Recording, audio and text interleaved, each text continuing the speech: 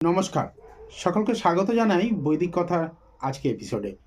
আমি জ্যোতিষী ডক্টর শুভঙ্কর আচার্য। নতুন বছরের যে ফলাদেশ, সেই ফলাদেশ আপনারা অনেক ভিডিওতে দেখেছেন, সোশ্যাল মাধ্যমে কেমন যাবে সেই ভিডিওটা প্রচুর। কিন্তু একটা কিছু করতে গেলে জীবনে সেখানে সবার আগে প্রপার প্ল্যানিং দরকার হয়।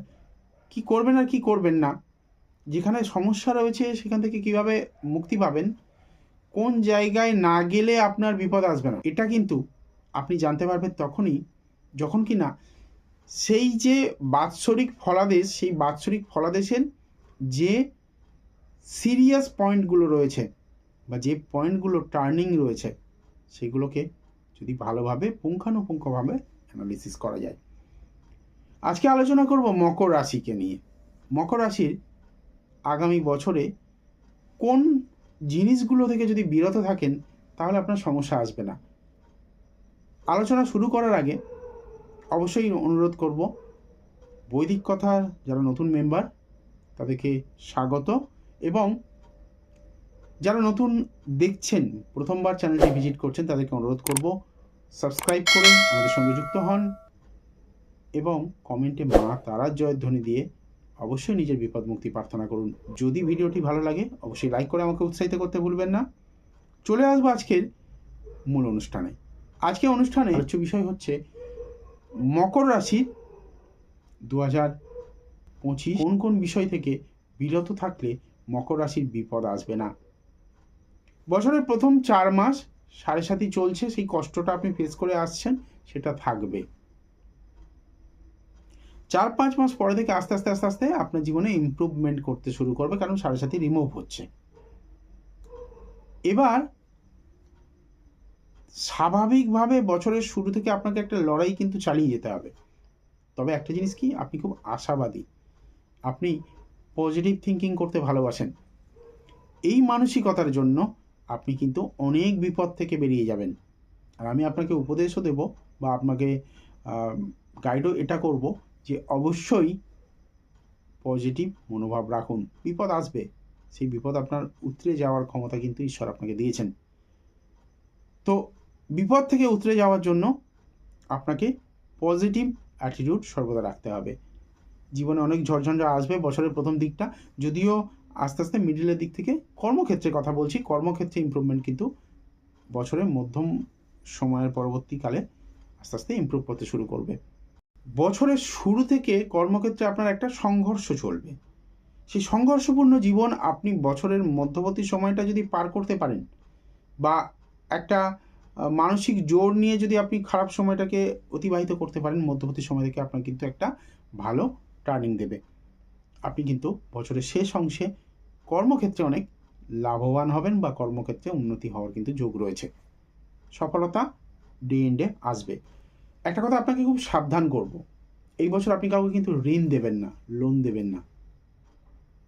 লোন দিলে সেই অর্থ ফেরত পাবেন না। নিজেও চেষ্টা করবেন ঋণ নেওয়া থেকে বিরত হতে, কারণ যদি আপনি ঋণ নেন সেখানেও কিন্তু অর্থ শোধ করা একটা সমস্যা আসবে। আমাদের সংসারে যদি সুখ না থাকে, সংসারে যদি শান্তি না বজায় থাকে, আপনি যত যাই করুন প্রচেষ্টা, আপনার কোনোদিনও সফলতা আসবে না। এবছর কিন্তু আপনার সাংসারিক মতপার্থক্য বা পারিবারিক মতপার্থক্যের জায়গাটা একটু বেশি রয়েছে।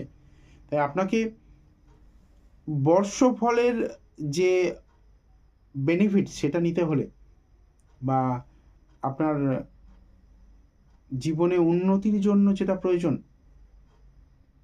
এই সমস্ত দাম্পত্য কলহ, দাম্পত্য বিবাদ বা পারিবারিক সম্পর্কগুলোর মধ্যে বিভিন্ন ঝামেলা বিবাদ, সেটা কিন্তু এড়িয়ে চলুন। বসে কথা বলুন, সমস্যা হলে সমাধান করে মিটিয়ে নিন। একটু অ্যাডজাস্ট করতে হতে পারে আপনাকে, হয়তো একটু বা আপনাকে ছাড়তে হতে পারে। ইগোটাকে বর্জন করুন, তাহলে কিন্তু ভালো থাকবেন।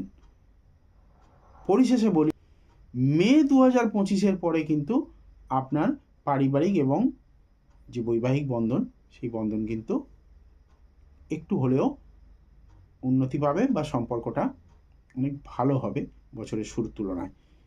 প্রেমজ সম্পর্কে যারা রয়েছেন, ভালোবাসার সম্পর্কে আবদ্ধ যারা, তাদের মধ্যে কিন্তু একটু চাপের জায়গা পরিলক্ষিত হচ্ছে। তাদের মধ্যে একটু বেশি করে ইনসিকিউরিটির জায়গাটা বৃদ্ধি পাবে, মানে একে অন্যের প্রতি ভরসা না করা, একে অন্যের প্রতি বিশ্বাস না করা, আগেও ছিল, নর্মালি থাকেও, কিন্তু এটা যেন অনেক অনেক বেশি করে আসবে এবছর।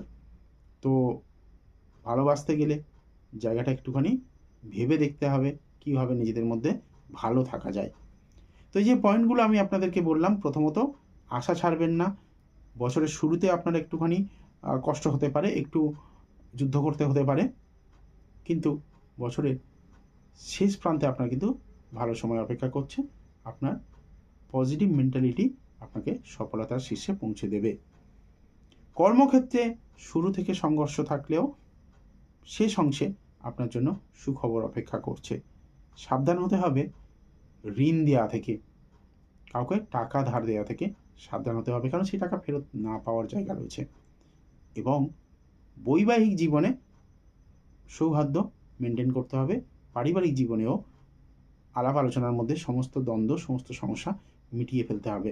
আপনি যদি ইগো ধরে বসে থাকেন বা সমস্যার মধ্যে ইনভলভ হন, তাহলে কিন্তু আপনার জন্য বিপদ আসবে। আর প্রেমজ সম্পর্কে সন্দেহ বা অবিশ্বাসের যে বীজ, সেটাকে দানা বাঁধতে দিলে হবে না। একে অন্যকে ভরসা করতে হবে, বিশ্বাস করতে হবে। সম্পর্কটা ভালোভাবে 2025-এ কন্টিনিউ করার জন্য। ভালো থাকবেন। এইরকম আরও ভিডিও নিয়ে আমরা অবশ্যই আসছি। তার জন্য অবশ্যই চ্যানেলটিকে সাবস্ক্রাইব করে রাখুন। আর কমেন্টে জয় মা তারা লিখে নিজের বিপদ মুক্তি প্রার্থনা করতে ভুলবেন না। পরিশেষে বলি, যদি ভিডিওটি দেখে ভালো লাগে তাহলে অবশ্যই একটা লাইক করে আমাকে উৎসাহিত করবেন, যাতে আগামী দিনে আমি আপনাদের জন্য এরকম ইনফরমেটিভ তথ্য নিয়ে আসতে পারি। আর দেখা হবে পরবর্তী ভিডিওতে অন্য কোনো রাশির ফলাদেশ নিয়ে। ততক্ষণের জন্য ভালো থাকবেন। জয় মা তারা।